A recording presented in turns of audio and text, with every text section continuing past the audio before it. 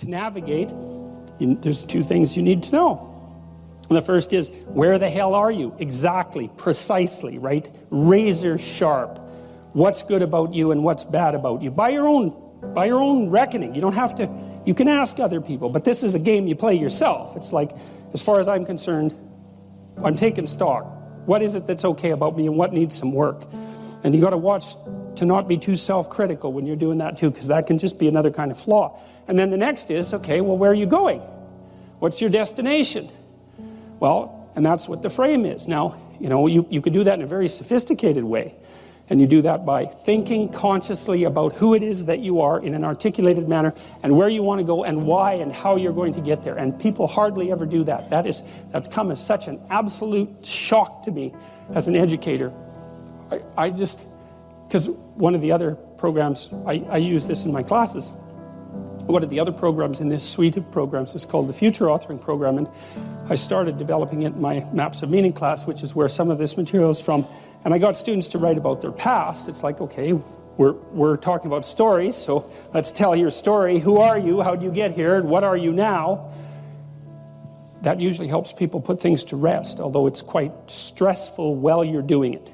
Stress goes up when you're doing it, and maybe you feel miserable for a couple of weeks, and then stress goes down and it stays down. So that's also why people don't do it, because who the hell wants to have their stress go up? But if it's temporary, it's a sacrifice. So then the next issue is, well, where are you going? And one of the things that, and this I cannot understand, these students that had been in education system for 15 years, 14 years, high-end students, most of them, not once in their whole bloody life did anyone ever get them to sit down for like a day and say, all right, justify your existence. Like, well, seriously, it's like here you are in university, you're taking a bunch of courses, you've got some sort of vague career plan. It's like, defend the damn thing a bit, since you're going to go live it and everything. You're staking everything on it. It's like, what's your damn plan? And why are you so convinced that it's not the plan of a babbling fool? Because if you haven't thought about it, then it is. And if you really want to go out there and live that out, one of the things Carl Jung said was that you're in a story, whether you know it or not. And then he made two nice comments about that. If it's someone else's story, you're probably going to get a bit part. And it might not be the one you want. And if it's a story that you don't know, it might be one with a really bad ending. Or maybe it's just bad period with a worse ending. And if you don't know what the story that you're living out is, maybe that's the one. Maybe you got that from your mother, you got it from your grandmother, you got it from your aunt, or God only knows where you picked it up, because you pick up things like mad, because that's what human beings are like. So maybe you're living a malevolent tragedy unconsciously. And then one thing you might ask yourself is, well, how wretched and miserable is your life? Let's add futile to that. How wretched, miserable, and futile is your life? And you might say, well, yeah, 70% on each count. It's like, then you're probably unconsciously living out a malevolent tragedy. And maybe that's not for the best. Well, it's either that or the whole universe hates you.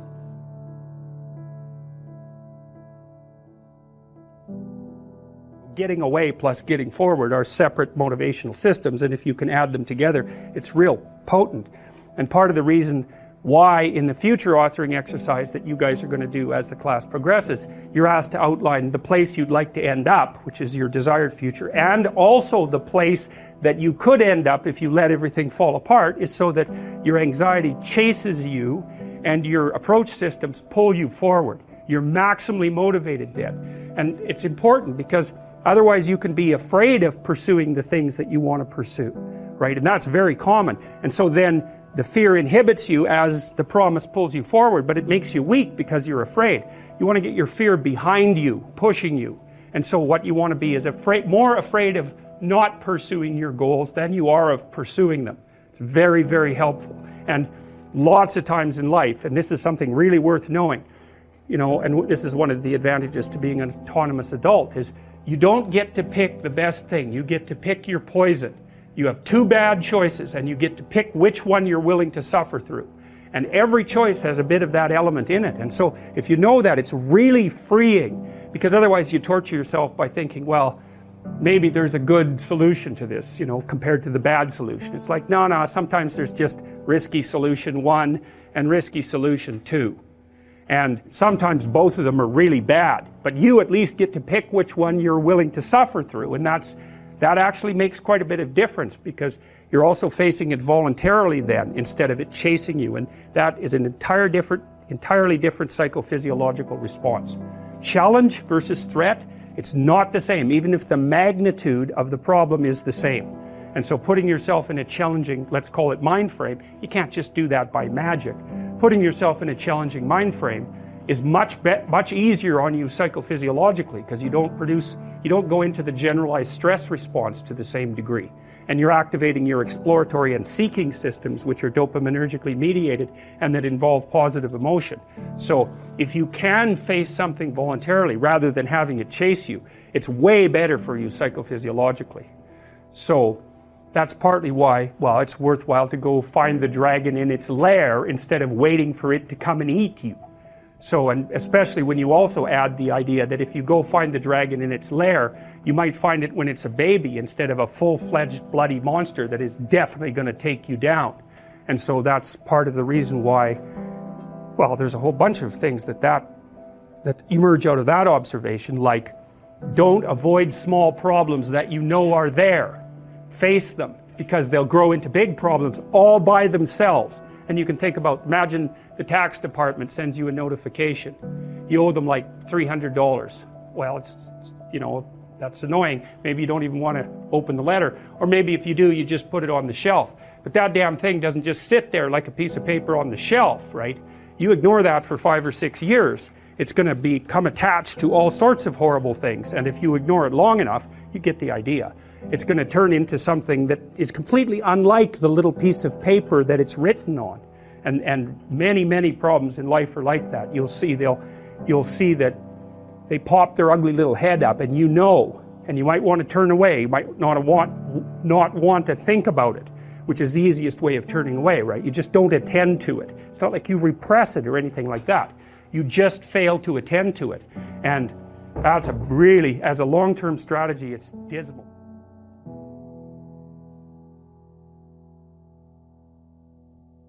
So anyways, we got students to start writing in detail about not what they wanted. It's not a career thing, because that's the closest people usually get, is they have a career plan. It's like, no, it's not a career plan. That's peripheral. Important, but peripheral. It's like, all right, you got 3 years, man. You're going to live them anyways. Devote those 3 years to setting the world up around you so that it's the best it could possibly be for you, as if you were taking care of yourself, as if you cared for yourself. Well, what would that look like? Let's say, just for the sake of argument, if you figured out where you were, that you could have what would be best for you. Well, what is that?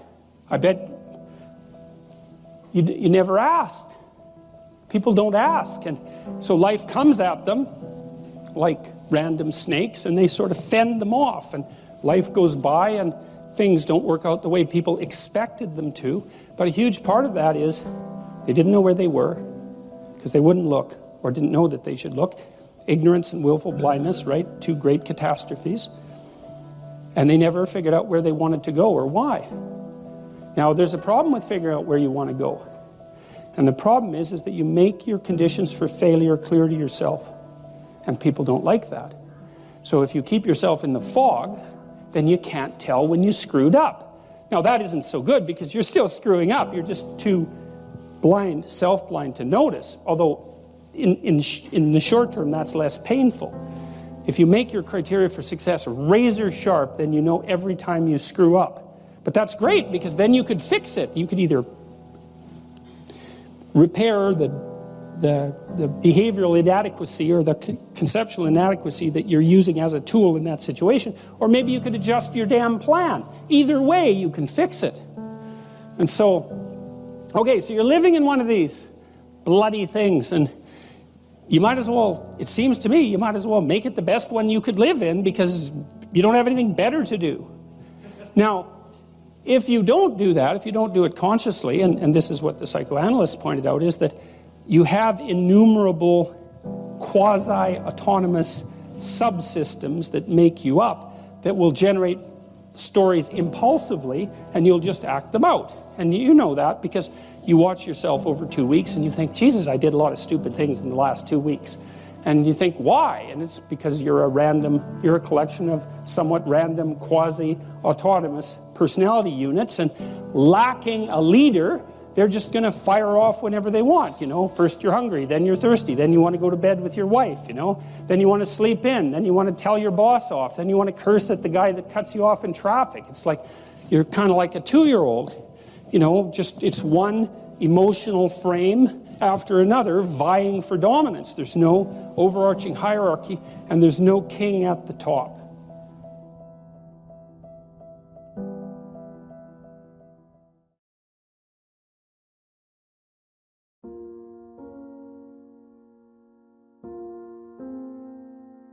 And the idea is that if you configure your life so that what you are genuinely doing is aiming at the highest possible good, then the things that you need to survive and to thrive on a day-to-day basis will deliver themselves to you. That's a hypothesis, and it's not some simple hypothesis, right? Because what it basically says is, if you dare to do the most difficult thing that you can conceptualize, your life will work out better than it will if you do anything else. Well, how are you going to find out if that's true? Well, it's a Kierkegaardian leap of faith. There's no way you're going to find out whether or not that's true unless you do it. So no one can tell you either, just because it works for someone else. I mean, that's interesting and all that, but it's no proof that it'll work for you. You have to be all in this game. And so the idea is, seek ye first the kingdom of God and his righteousness. It's like, that's actually a fairly important caution when you're talking about not having to pay attention to what you're going to eat or what you're going to wear. It's like, what it's essentially saying is that those problems are trivial in comparison. And the probability is that if you manifest yourself properly in the world, that those things will come your way is extraordinarily high. And I believe that that's exactly right. I mean, I've watched people operate in the world, and I would say that there is no more effective way of operating in the world than to conceptualize the highest good that you can and then strive to attain it. There's no more practical pathway to the kind of success that you could have if you actually knew what success was. And so that's what this sermon is attempting to posit. It's like in the story of Pinocchio. What happens at the beginning of the story of Pinocchio is that Geppetto wishes on a star. We talked about that a little bit. And so what Geppetto does is align himself with the metaphorical manifestation of the highest good he can conceptualize, and he makes a commitment, let's say. He aims at the star, and for him the star is the possibility that he can take his creation, a puppet, right, whose strings are being pulled by unseen forces, and have it transform into something that's autonomous and real. Well, that's a hell of an ambition. And we're wise enough to put that in a children's movie, but too foolish to understand what it means. It's such an interesting juxtaposition that we can both know that and not know it at the same time. You can go to the movie, you can watch it, and it makes sense, but that doesn't mean that you can go home and think, well, I know what that meant. Well, people are complicated, right? We exist at different levels, and all the levels don't communicate with one another. But the movie is a hypothesis, and the hypothesis is there's no better pathway to self-realization and the ennoblement of being than to posit the highest good that you can conceive of and commit yourself to it. And then you might also ask yourself, and this is definitely worth asking, is, do you really have anything better to do? And if you don't, well, why would you do anything else?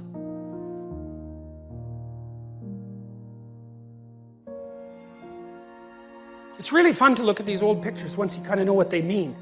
At least that's what I've discovered, is that once I kind of understand the underlying rationale for, someone worked hard on that. That's an engraving, right? They took a long time making that picture. They're serious about it. And when you understand what it means, all those people, they're prostrate at the revelation of the law. It's like, well, no wonder. It's like, break the law and see what happens. Break the universal moral law, man, and see what happens. You know, I see people in that situation, well, as you all do all the time, perhaps me more than you because I'm a clinical psychologist, you know, and if the people I'm seeing haven't broken the universal law, then you can bloody well be sure that people around them have. It's no joke. Like, you make a mistake and things will go seriously wrong for you. And so, it's no wonder that you'd be terrified at the revelation of the structure that governs our being. One of the things that's so remarkable about the Old Testament, this is another thing Nietzsche commented on. He was a real admirer of the Old Testament, not so much of the New Testament. He thought it was a sin for Europe to have glued the New Testament onto the Old Testament, because he thought the Old Testament was a really accurate representation of the phenomenology of being. It's like, stay awake, speak properly, be honest, or watch the hell out, because things will come your way that you just do not want to see at all. And it might not just be you, it might be everyone you know and everything about your culture that is demolished for generation after generation. It's like, stay awake and be careful. And I think that people only don't believe that when they're being hubristic. And I think that most people know that deep in their hearts. You know, when you get high on your horse, that happens fairly often.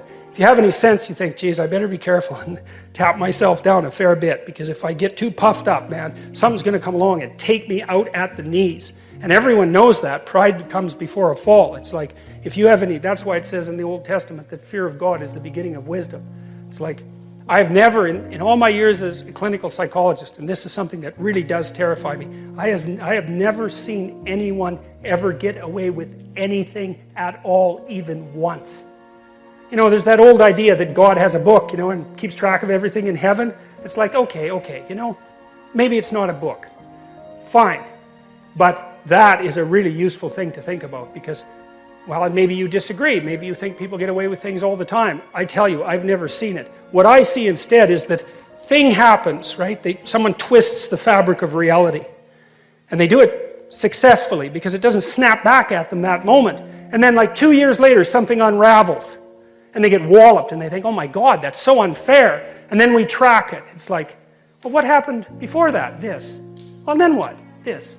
And then what? This. And then what? Oh, this! Oh, that's where it went wrong. It's, yeah, because you can't twist the fabric of reality without having it snap back. It doesn't work that way, and why would it? Because what are you going to do? Twist the fabric of reality? I don't think so. I think it's bigger than you. You know, and I think that one of the things that really tempts people is the idea that, well, I can get away with it. It's like, yeah, you try. You see how well that works. It's like you get away with nothing. And that is the beginning of wisdom. And it's something that deeply terrifies me. And, you know, ever since last September, when I came to more like broader public attention, one of the things, I've been terrified of making a mistake, because I certainly know I'm more than capable of making a mistake. And thank God so far, either I haven't made one or no one's found out about it. So, but it's like, you know, we walk on a very thin and narrow edge. And we're very lucky when things aren't degenerating into chaos around us or rapidly moving to far too much order. And it's not an easy thing to stay on that line. And you can tell when you're on that line, because the things are deeply meaningful and engaging when you're on that line. But if you're not existentially terrified about the consequences of wavering off that, then you are truly not awake.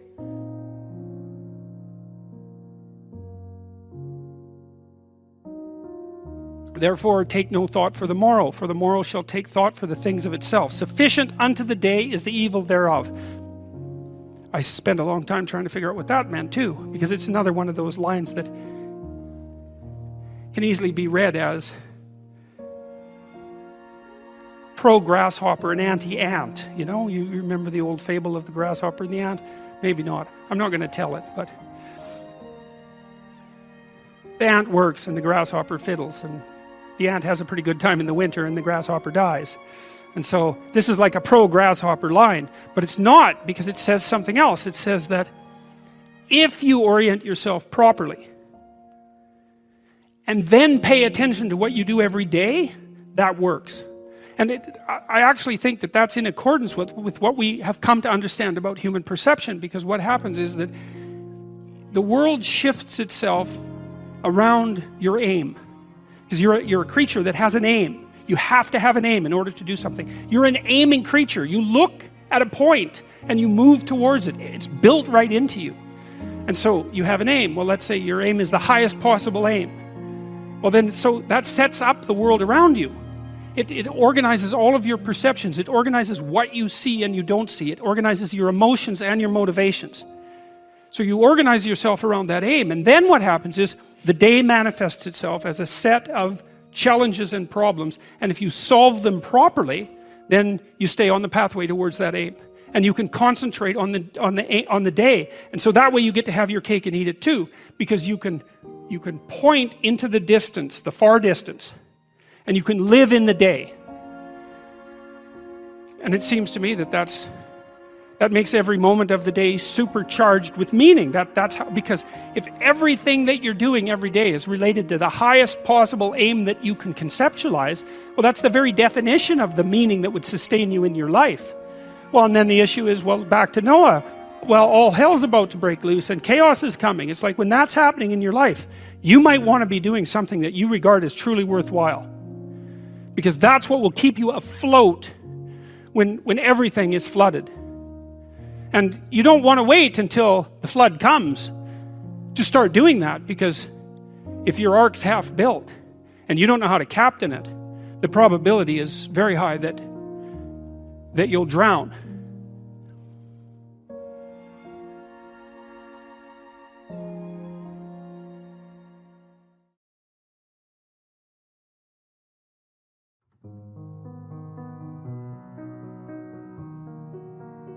Final rule. It's called pet a cat when you encounter one on the street, and it's the most personal chapter in the book. It's a lot about my daughter, and my daughter was very ill when she was a kid, but particularly when she was a teenager. She had a very terrible time of it. She had juvenile rheumatoid arthritis, and when she was between the ages of 14 and 16, it first destroyed her hip, which had to be replaced, and then it destroyed the ankle on her other leg, which had to be replaced. And she walked around for 2 years on broken legs, and she was taking massive doses of opiates and could hardly stay awake, and she had this advanced autoimmune disease which produced all sorts of other symptoms that were just as bad as the joint degeneration, but which are harder to describe.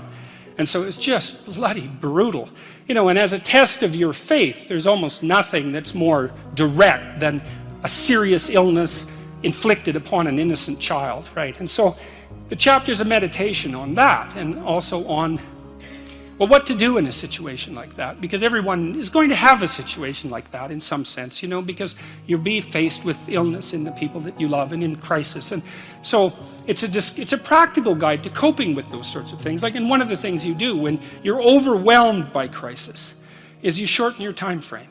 It's like you can't think about next month. Maybe you can't even bloody well think about next week, or maybe not even tomorrow. Because now is just so overwhelming that that's all there is. It's like, and that's what you do. You cut your time frame back until you can cope with it. And if it's not the next week that you see how to get through, then it's the next day. And if it's not the next day, then it's the next hour. And if it's not the next hour, then it's the next minute. And people are very, very, very, very tough.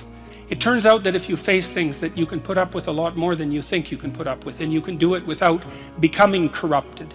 And she did recover quite fully, and much as a consequence of her own machinations, because she figured out what was wrong with her and then took the necessary steps to fix it, which is nothing short of a bloody miracle as far as I'm concerned.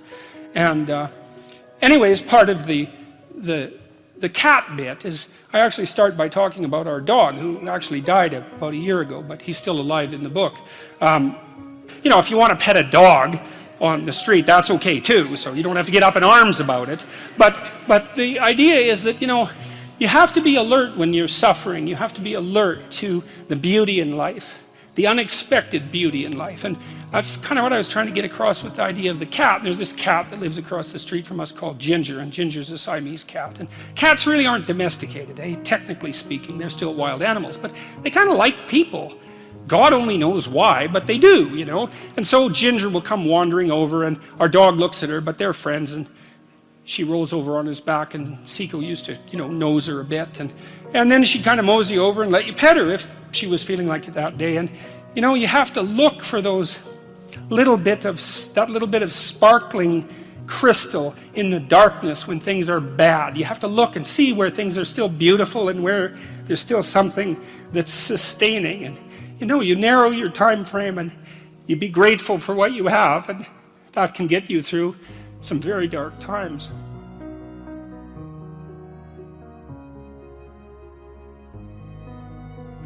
Why did I write these rules? Well,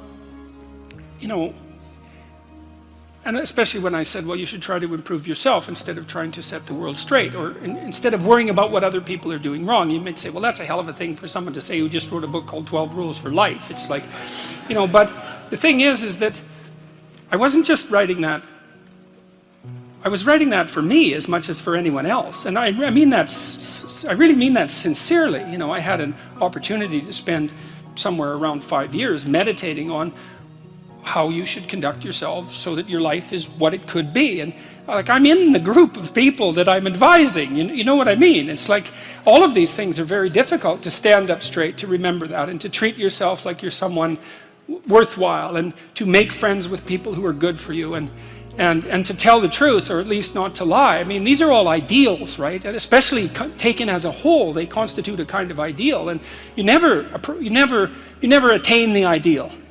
And not only that, it recedes as you approach it, right? Because you straighten yourself out and you think, well, I've got it now. And you think, no, wait a minute, there's more to go. There's still more to go. And then you get that much farther along the line, you think, oh, yeah, I thought this was the end of the road. It's like, no, there's plenty of imperfections left to iron out. And so it is a constant adjustment. But there's something about that that's also positive, because you might say that it's not so much that there isn't such a thing as a good person. It's that our idea of what constitutes good isn't right. Because a good person is someone who's trying to get better. And no matter how good you are, there's better that you can get, but the real goodness is in the attempt, right? It's in the process, to use somewhat of a cliche. There's this, and I'll close with this, and it's a good way to close, and this is a psychological observation. The central figure of Western culture is Christ. And we can look at that psychologically, because Christ is the dying and resurrecting hero. And what does that mean psychologically? Well, it means that you learn things painfully. And when you learn something painfully, a part of you has to die. That's the pain. When a dream is shattered, for example, a huge part of you that constituted that dream, maybe even the biological substrate of that dream, has to be stripped away and burned. And so life is a constant process of death and rebirth. And to participate in that fully is to allow yourself to be redeemed by it. And so the good is that process of death and rebirth, voluntarily undertaken. It's like you're not as good as you could be, so you let that part of you die. And if someone comes along and says, there's some dead wood here, man, it needs to be burned off. You think, well, that stuff's still a bit alive. When that burns, it's going to hurt. It's like, yeah, well, no kidding. But maybe the thing that emerges in its place is something better. And I think this is the secret of human beings. This is what we're like, unlike any other creature, is that we can let our old selves die and let our new selves be born. And that's what we should do. And so, where do I fall short in these 12 rules? Well, endlessly. Because, well, here's a way of thinking about it. Until the entire world is redeemed, we all fall short.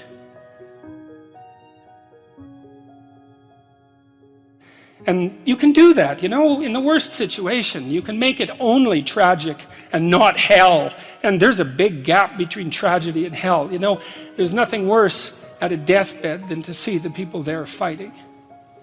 The death is bad enough, but you can take that, as terrible as it is, and make it into something that's absolutely unbearable. And maybe I think, and this is sort of what I closed the book with, is this idea is that if we didn't all attempt to make terrible things even worse than they are, then maybe we could tolerate the terrible things that we have to put up with in order to exist. And maybe we could make the world into a better place, and it's what we should be doing and what we could be doing, because we don't have anything better to do. And that's what the book is about. And that's the end of 12 rules for life. Thank you.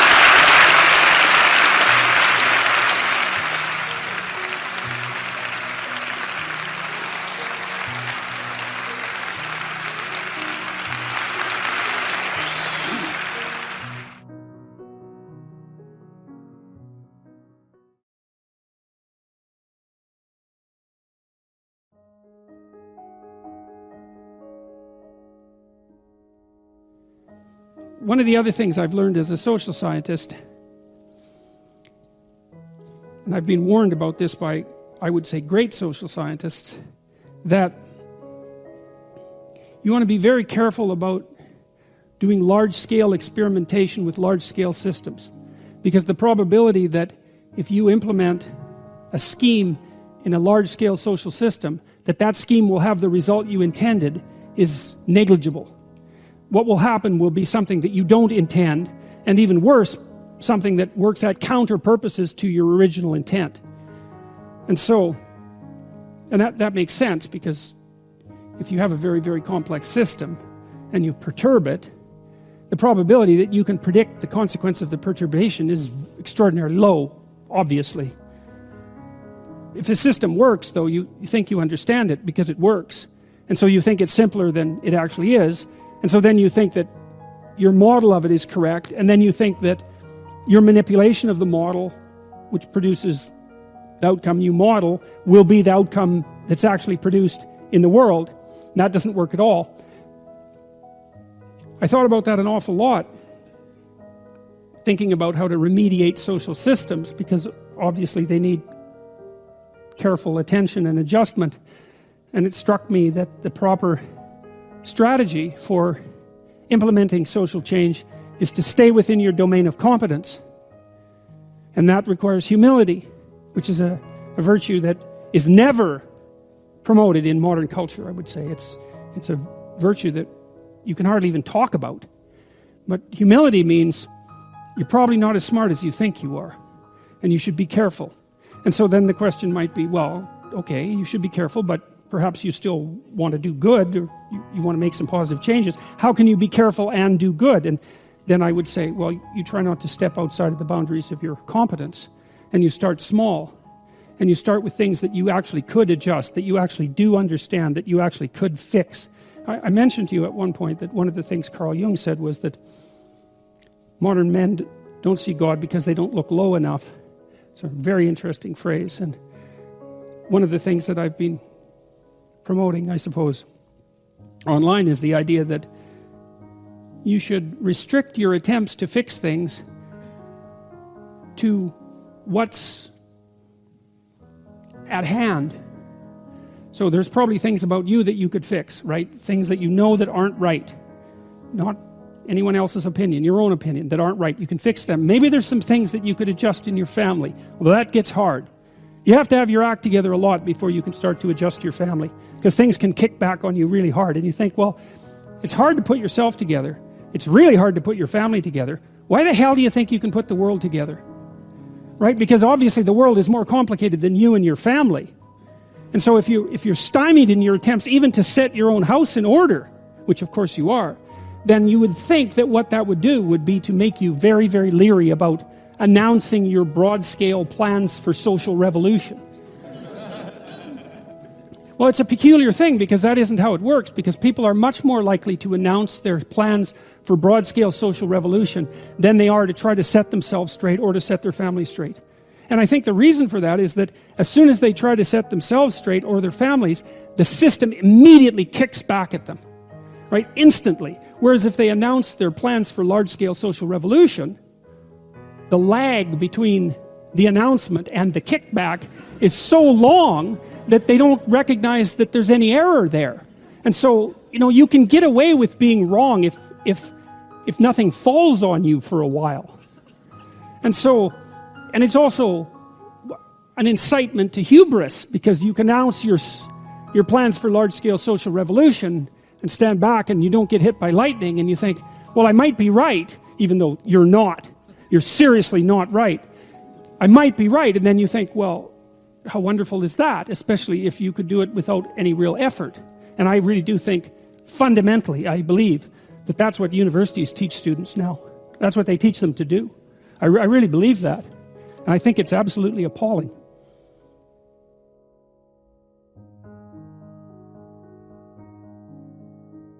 Because it's not that easy to fix things, especially if you don't, especially if you're not committed to it.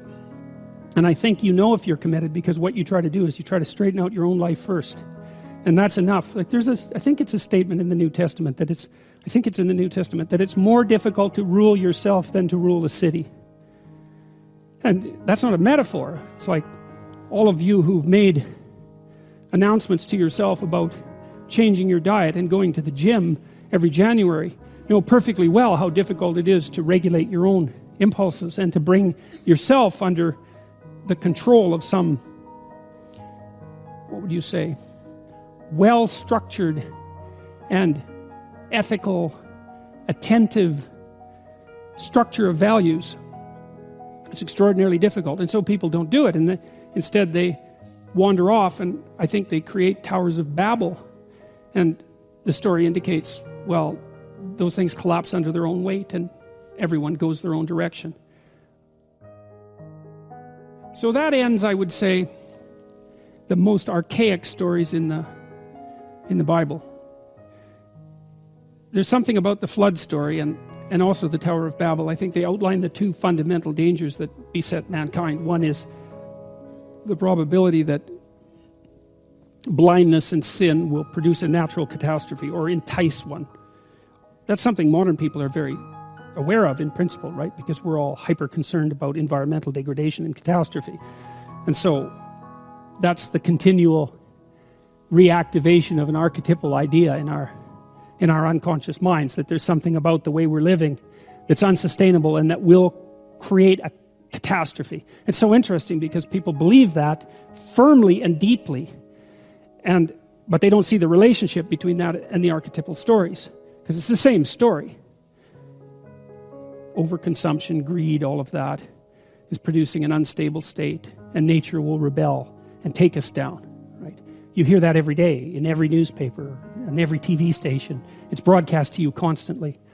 And so that idea is presented in Genesis, in the story of Noah. And then the other warning that exists in the stories, one is beware of natural catastrophe that's produced as a consequence of blindness and greed, we'll say. The other is beware of social structures that overreach, because they'll also produce fragmentation and disintegration. And so it's quite remarkable, I think, that at the close of the story of the Tower of Babel, we've got both of the permanent existential dangers that present themselves to humanity already identified.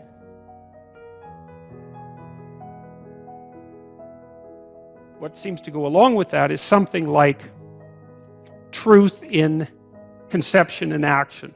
You know, even people like Jacob, who are pretty damn morally ambivalent to begin with, get hammered a lot by what they go through, and what seems to happen is that they're hammered into some sort of ethical shape, right? So by the midpoint of their life's journey, there's people who are solidly planted, who you can trust and who don't betray being or themselves or their fellow man. And so it's an interesting,